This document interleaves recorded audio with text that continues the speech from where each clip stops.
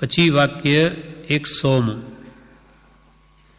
આજે કંઈ બુદ્ધિ પ્રભાવ વધાર્યો હોય, આત્મિક શક્તિ ઉજવાળી હોય, પવિત્ર કૃત્યની વૃદ્ધિ કરી હોય તો તે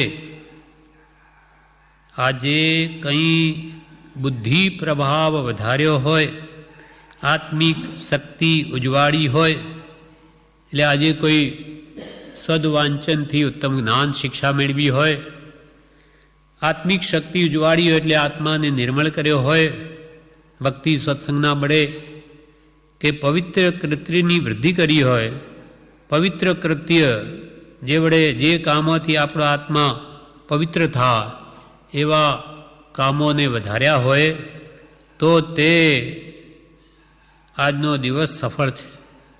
ત્યાં તો તે કરીને મૂકી દીધું છે કૃપાલદેવે. એટલે સફળ થયેલા વખતને માટે આનંદ માનો.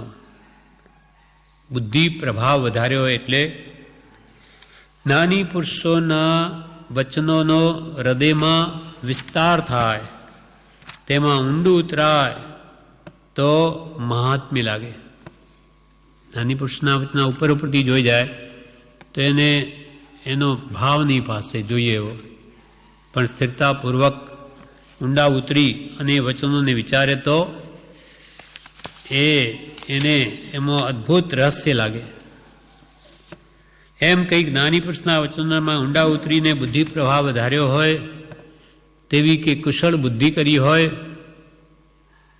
કૃપાળુ દેવની કેવી કુશળ બુદ્ધિ હતી કે ભગવાન મહાવીરના હૃદયમાં શી વાત હતી તે પણ પકડી લાવે. એમના એક વચન ઉપરથી, ભગવાન મહાવીરના એક વચન ઉપરથી એમનો આશય શું હતો તે સમજી જાય છે. એવી કૃપાળદેવની તીક્ષ્ણ બુદ્ધિ હતી કે તીર્થંકરના હૃદયમાં આ વાત હતી એ અમે જાણીએ છીએ. કેમ કે એક લીટી પરથી એના પાછળ કહેવાનો શું આશય એ સમજી જાય છે. એટલે એવી તીક્ષ્ણ બુદ્ધિ છે. 100 કામ એક સાથે જે કરી શકે સતાવધાન, એની બુદ્ધિ કેવી. એટલે ત્યાં સાક્ષાત સરસ્વતીનું બિરુદ મળ્યું કે આ તો જાણે સાક્ષાત સરસ્વતી છે. 500 શ્લોક હમણાં બોલે સાંભળે, પછી આપણે ભલે વાંચીને બોલ્યા એમને મોડે થઈ ગયા, તરત જ પાછું સંભળાવે. તો એમની કેવી કુશાગ્ર બુદ્ધિ છે, કેવી તીક્ષ્ણ બુદ્ધિ છે. કૃપાળુ દેવના સંબંધી કહેવાનું કે મહાવીર ભગવાનના હૃદયમાં શી વાત હતી તે પકડી લાવે, એમના એક વચન ઉપરથી એમનો આશય શું હતો તે સમજી જાય, એવી તીક્ષ્ણ બુદ્ધિ થઈ હોય તો આનંદ માનજે એમ કહે છે કે આજે જ્ઞાની પુરુષના વચનમાં ઊંડા ઉતરી અને એનો રહસ્યનું કંઈક ભાન આવે તો તું આનંદ માનજે. અને આત્મિક શક્તિ ઉજવાળી હોય તો એટલે શું? એટલે પરમ કૃપાળુ દેવની કેવી આત્મિક શક્તિઓ પ્રગટી હતી તે કહે છે. વચનામૃત ગુજરાતી આવૃત્તિ પૃષ્ઠ 250 11માં ગુણસ્થાનેથી પડે છે કૃપાળદેવ પોતે. તે સંબંધી કૃપાળદેવ પોતે લખે છે, આ નજરે જોયેલી આત્માએ અનુભવેલી વાત છે. કોઈ શાસ્ત્રથી નીકળી આવશે, ન નીકળે તો કંઈ બાદ નથી. તીર્થંકરના હૃદયમાં આ વાત હતી એમ અમે જાણ્યું છે. ભગવાન તીર્થંકરના હૃદયમાં આ વાત હતી એમ અમે જાણ્યું છે. કોઈ શાસ્ત્રમાં આ વાત મળી આવશે, નહીં આવે તો પણ કોઈ બાદ નથી.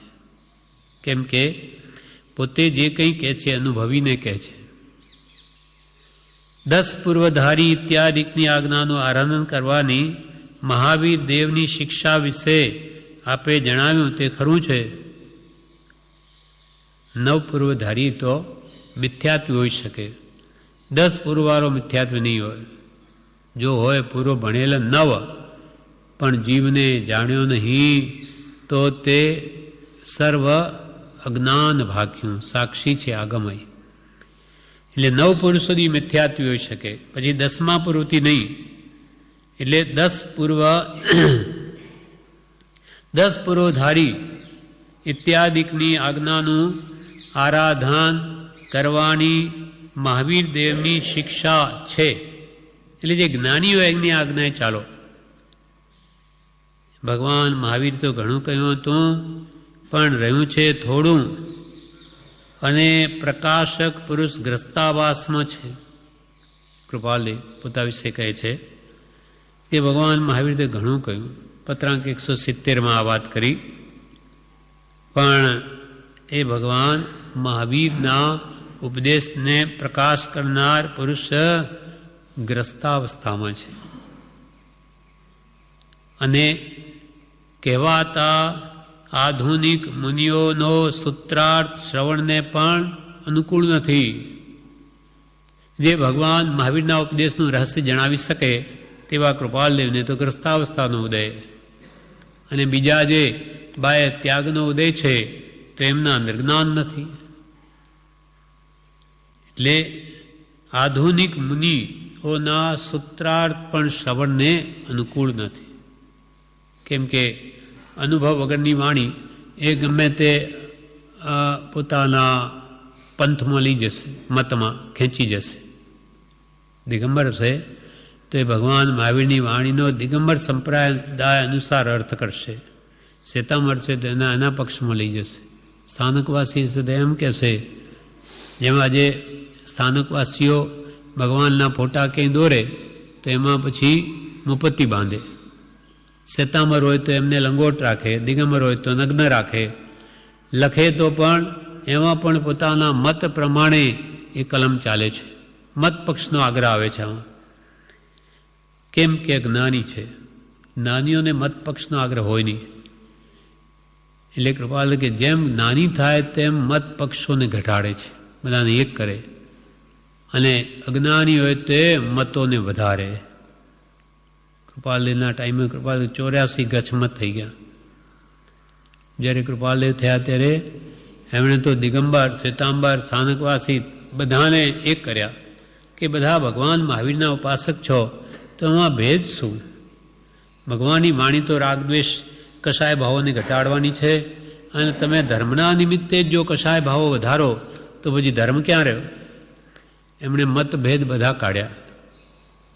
જ્યારે અજ્ઞાન તો એક જ ગથનો હોય, એમાંય પાછા બે ભેદ પાડે. માનો કે એક આચાર્ય છે પણ બીજાને આચાર્ય થવું છે. હવે ગચ્છમાં જ છે એટલે પછી શું કરે? એટલે પોતાનું ટોળું ઊભું કરીને એ જ મતમાં પોતે પણ આચાર્ય થઈ બેસે. એમ જ્યાં માનાર્થ કે છે ત્યાં પછી ધર્મ નથી રહ્યો. એટલે આધુનિક મુનિઓના સૂત્રાર્થ પણ શ્રવણને અનુકૂળ નથી, સાંભળવાને પણ અનુકૂળ નથી. કેમ કે એક તો આત્મજ્ઞાન રહી છે, અનુભવ રહિતની વાણી, અને પાછા મતપક્ષ સહિતની વાણી, માટે શ્રવણને પણ અનુકૂળ નથી. અને પોતા વિશે શું કહે કૃપાલદેવ? સૂત્રને તેના પડખા બધાએ જણાયા છે.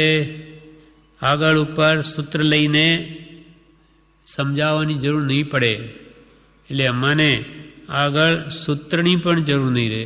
એટલે કે એના પડખા એટલે એના કોન્ટેસ્ટ બધું જ જણાવ્યું છે. પોતાને ખબર છે કે અમુક ઋષભદેવે પોતાના 98 પુત્રોને કહેલું કે અમુકના સંબંધે અમુક પ્રસંગે આ કહેલું, બધું એમનું ધ્યાન છે. 451 પત્રમાં કહે છે ને, એ જીવો બુજો, સમ્યક પ્રકારે બુજો, મનુષ્ય પણ મણું ઘણું દુર્લભ છે. ફરી બીજા પત્રમાં કે ઋષભદેવ ભગવાને 98 પુત્રોને આ રીતે ઉપદેશ કર્યો હતો.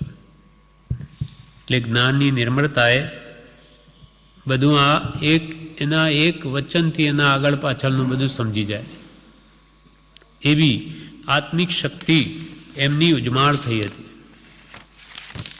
એટલે એવો કોઈ આજે બુદ્ધિ પ્રભાવ વધાર્યો હોય કે આત્મિક શક્તિ અજવાળી હોય, પવિત્ર કૃત્યની વૃદ્ધિ કરી હોય, જે કામો વડે આપણો આત્મા પવિત્ર થાય એવા ભક્તિ, સ્વાધ્યાય, સત્સંગની પ્રવૃત્તિ વધારી હોય, કૃત્યની માં વૃદ્ધિ કરી હોય, તો તે આજનો તારો દિવસ સુગંધમય છે, કે આજનો તારો દિવસ પવિત્ર છે, કાં આજ તારો દિવસ સફળ છે.